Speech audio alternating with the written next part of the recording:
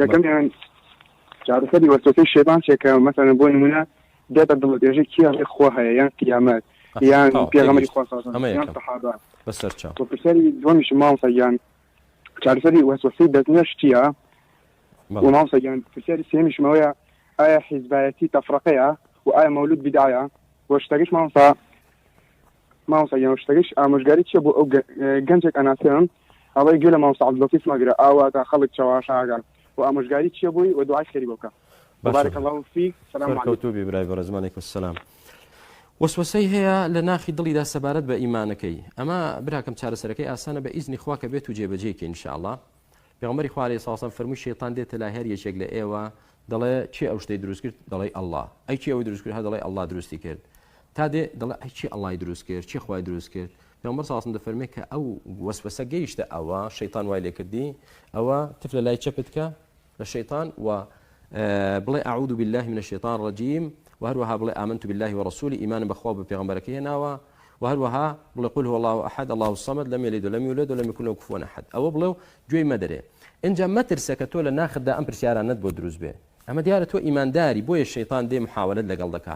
و پێغەمبەری خوا عەلەیهی سڵام وسلام دەفەرمێ إن الله تجاوز لي عن أمتي ما حدثت به أنفسها ما لم تتكلم أو تعمل پەروەردگارم بوراوە لە وەسوسەی ناخی ئومەتەکەم یعنی لە ناخی خۆتدا لە نفسی خۆتدا هەر وەسوسە با کوفریش بێت بە خەیاڵتدا بێت هیچ زەرەری نییە خوا لێت بوراوە تا بە قسە کوفرەکە نەکەی یا بەکردەوە نەیکەی خوای گەورە لەسەر نانووسێت دووهەمیان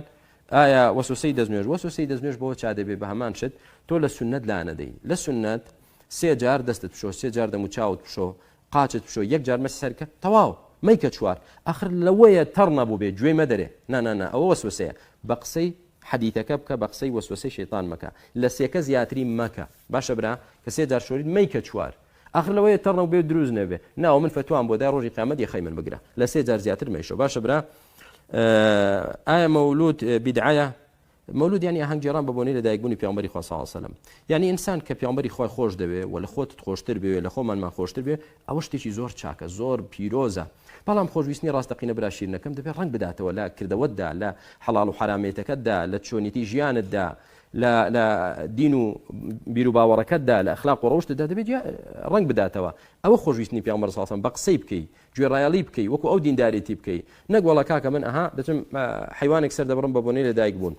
دەڵێن ئەم شێوازە شێوازێکی نامۆیە بە سنت لە سنتدا شتی وان نەهاتووە سەحابە زۆر لە من و تۆ پێغەمبەریان عەلەیهی سڵام وسلام خۆشتر دەویست نەدەچون ئەو کارە بکەن بۆ یەش تۆش مەیکە براگیان بەڵام دیسان چاواشە نەکرێ لەولاوە بێن بڵێن ئەها ئەمانە پێغەمبەریان خۆش ناوێ چونکە ئەمڕۆ ڕۆژی چاواشەکاریە پێغەمبەری خوا عەلەیهی سڵام وسلام فەرمووی سەنەواتون خەداعات دێ ساڵانێک دێن کە فێڵ لە خەڵک دەکرێ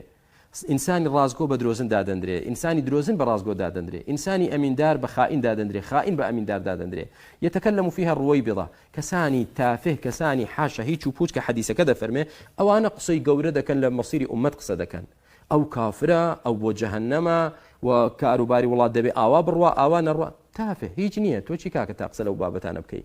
ويبرا كان يكسر شواشد دكن أها كاك كواتا أما أنا حسب بيغمبرنا كانوا رقيان لبيغمبر صلى الله عليه وسلم براي من راسناكي لخواب ترسى من دلم كخوش ديو شويني بكوا نەکچی ساڵی جارێک ڕۆژێک ئەوت بێتەوە یاد و حیوانێک سەر بڕی خەڵکی بۆ بانکەیت و نیشانی خەڵکی دەیکە منەوە مەولودم کردووە